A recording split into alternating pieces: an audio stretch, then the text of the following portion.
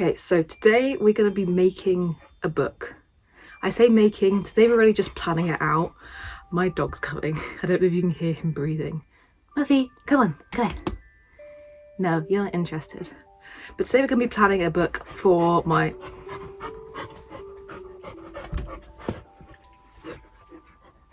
Can I help you? Today we're going to be planning a book which is going to be the final outcome for my PHO 313 project, which is my final project for my final year of uni, which is very overwhelming in a sense to think about. Murph, if you're going to breathe heavily, at least do it over here. My hand is his favourite toy. Yeah. Murph, I'm trying to do an intro. Let's start with book pages. Here are some pages. These are put roughly in the order that are meant to be. It's maybe about 30 to 40 images with these like green, you can kind of see, you can see the one at the front and the one at the back. Also, these are cut all the same size, it just doesn't look like it because I haven't organised it very well. But the paper that I used to print my images on, let's go to the first page, is this kind of recycled paper. I liked it because it's not very textured, but it adds some texture to the images, especially as my images have an oil paint texture over them, so I wanted to have texture in the paper as well as the image. And also they are kind of a beigey, they're slightly off-white, which I think adds more interesting tones to the images themselves. Then we have, let's show you this paper. All the green paper that I have throughout this book, they are paper samples from a company whose name I forgot, which I'll have to put up here somewhere. But one of my lecturers recommended, like, yeah, go to this company and like request paper samples for your projects. And I thought, yeah, great. So I requested different, like, I think you could request 5 different colours. So I requested like 5 different shades of green.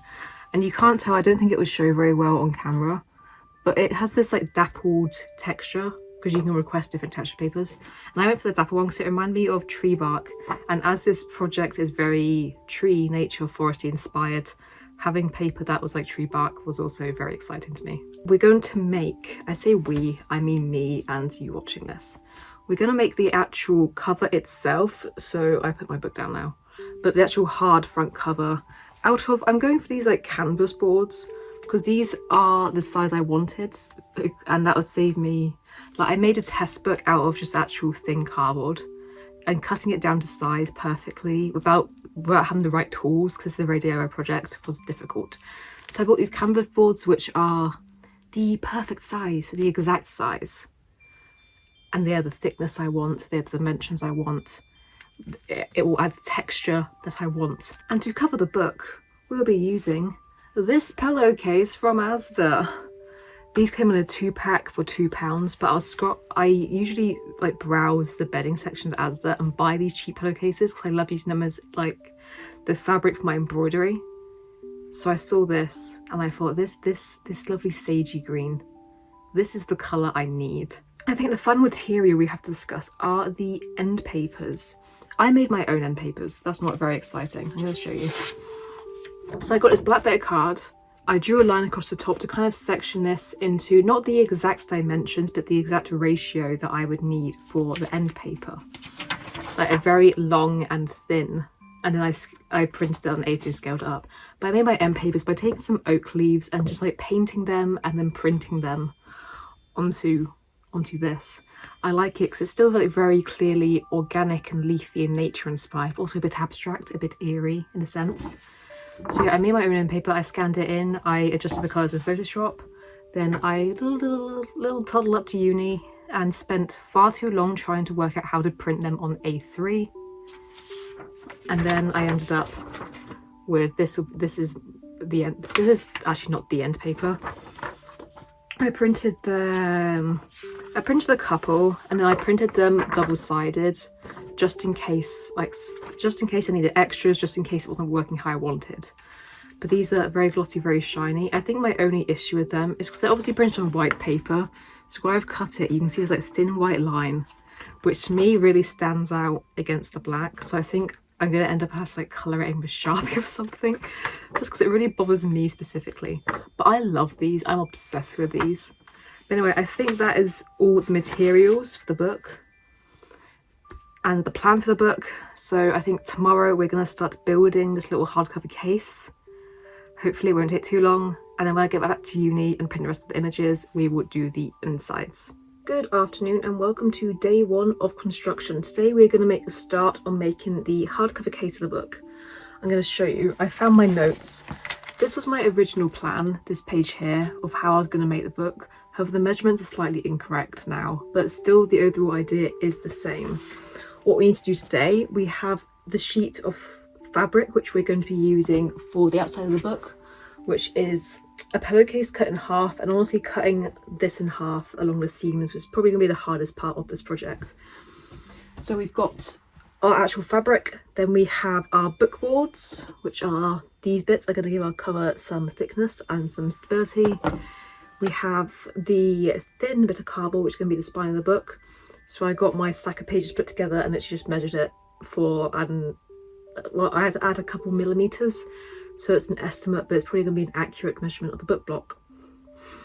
So literally all we have to do today is glue the book boards and the spine onto the fabric. And then I'm going to wait for it to dry a bit and I'm going to trim all the excess fabric. So I'll show you what's going on right now. I'm going to stick it all together. Because it's not a hard process. I'm literally using PVA glue because this is what I was recommended to do. And we're literally just going to put a thin coat on the board and then stick the board into place. And then trim all the excess fabric, which might take forever. But we're going to get on with it. Okay, so we've got all my notes here, so you can see where the board will be, the spine will be, and the board again, then all the excess fabric. Then we're going to have to trim, we're going to trim all the edge, because you can see here, there's a lot around the edges. But we're going to trim it out to size, and we're going to cut the corners, so when we fold these bits of fabric over to secure it down and make it look all neat and tidy, it will remove like all the excess bulk that'll be here. And then I know what we're going to do. We're going to use the other bit of fabric there on here, so we can have a nice sturdy, thick, very textured cover. Then we're going to make a start on the end pages, which will be not today because I'm going to have to wait for a lot glue to dry. But yeah, that's what we're doing.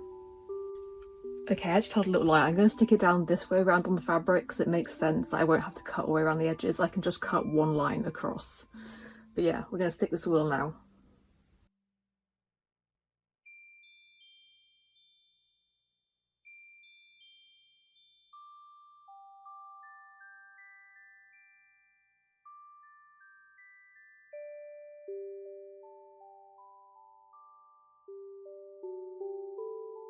Okay, I've stuck all the bits into place. I've trimmed it down. I've stuck all the other bits into place. So now we have the gist of what's going on. This is pure glue at the moment, so like forgive me. You can see my glue pattern, but this is going to dry as PVA so it dries clear. And also I'm going to be adding another coat of fabric which will be more evenly glued down, just in case for whatever reason this doesn't. But like, here it is. It's literally just, it's glued onto fabric. And I think some context, I did my year 10 work experience in the bookbinders. So this is knowledge that I've held on to for a while. And as you can see, I enjoy books a lot. So I think that I really wanted to make my own book for those reasons, to put this knowledge to use. And now I'm doing it, it's like, yeah, this is kind of easy. But we're going to be adding another layer of fabric. Then we're going to be waiting a selection of days until this dries, because it's a lot of PVA. And then we'll be sticking the end papers in.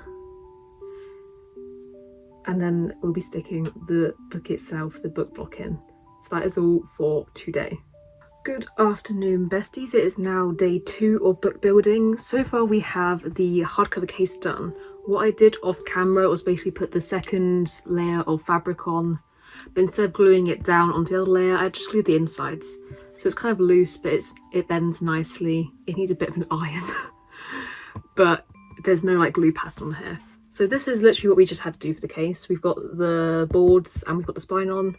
So now what we are doing today, because I'm pretty sure this is all dry, what we have to do is take the end papers. I've already folded it so it folds along the spine, and literally just glue that onto the insides. And I wish I had some like glue spreaders we had in primary school to help spread it out and make it easier, but alas I don't. So what we are doing is let's just glue this on. and that is literally the only job for today. It fits in nicely.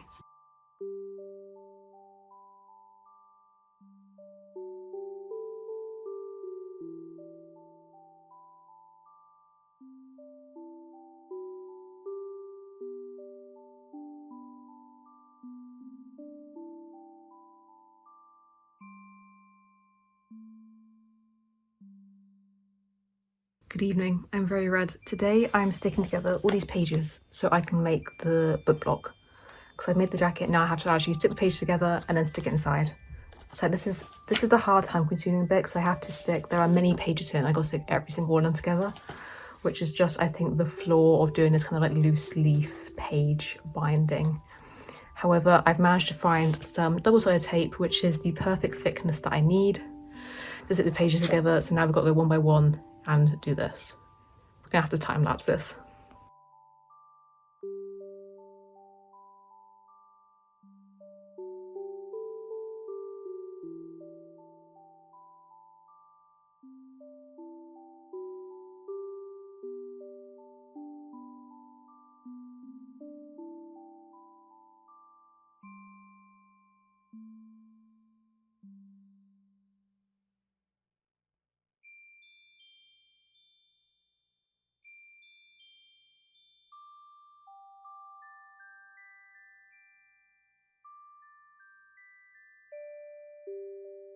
So the book is done.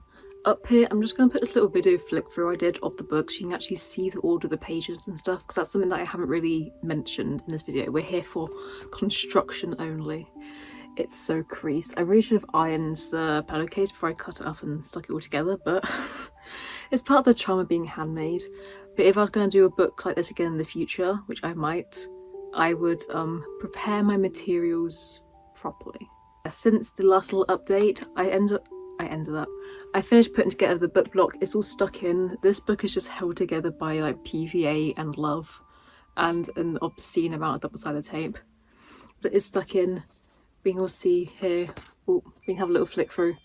This book, it's taken me so long to get to making this part of the video, because I made the book, then it instantly got put into the graduate show exhibition for a week or two, and then took me another week or two to get it back.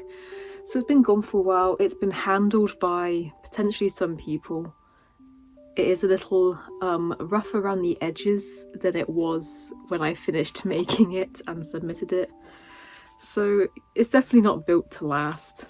It's not strong. It's crumbling in a number of places. But oh, it's still my baby. In conclusion, I think this was a good way to make a book. I would just do it with a lot more care and time and consideration for longevity if I make one in the future. But for now, this is cute.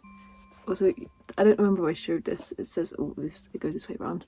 We've got little stamps on the spine and little stamps on the cover. I want it to be very minimalist, very simple. But yeah, this is a very cute. I think also making the handmade book added to like my portfolio of work and what I wanted to show with this work, rather than getting a book printed and making it that way. Which, like, no judgment to that, because that's what I've done for the past years, and making books is so fun and so cool, and you can tell I enjoy a book or two.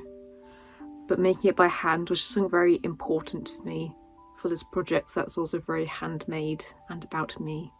But yes, that's all I've got to say for this book. I hope it lasts a little bit longer so I can show my parents, and that is all for now. Goodbye.